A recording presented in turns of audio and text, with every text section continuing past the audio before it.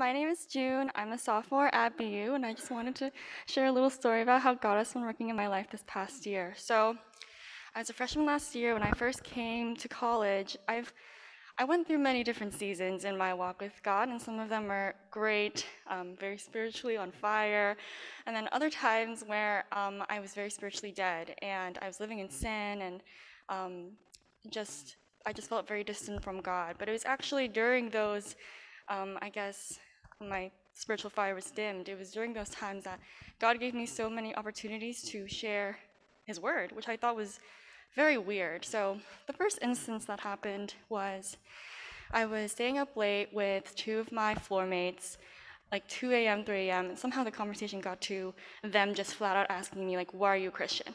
Why do you believe in what you believe in? And no one has ever asked me, like, my testimony, like, out of the blue for no reason. But I really didn't know what to say because I was so spiritually dead at the time. So I just told them what I knew. I said, when I was in my darkest times, Jesus saved me, and um, that's really it. And I wish I could have said something more encouraging or had a more interesting story. But I had to end it off with saying, I still don't know. Like, I'm still struggling to this day.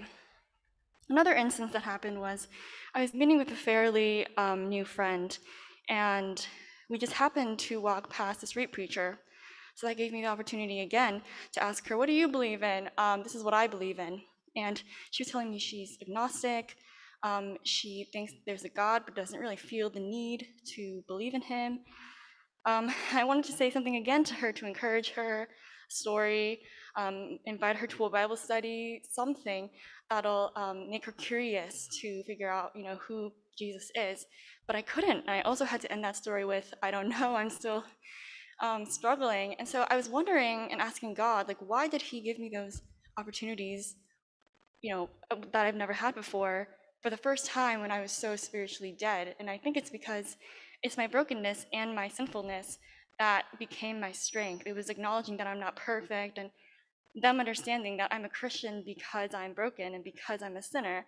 That's why I need God. And I think that cleared up a misconception that they held about Christians, which was that we're all perfect and we're pure all the time. But I think that my experiences spoke to them and it made them more interested in learning about who Jesus was. So I really do think that everything happens for a reason, and that God didn't give me those opportunities because I wasn't ready. He gave them to me because I was ready.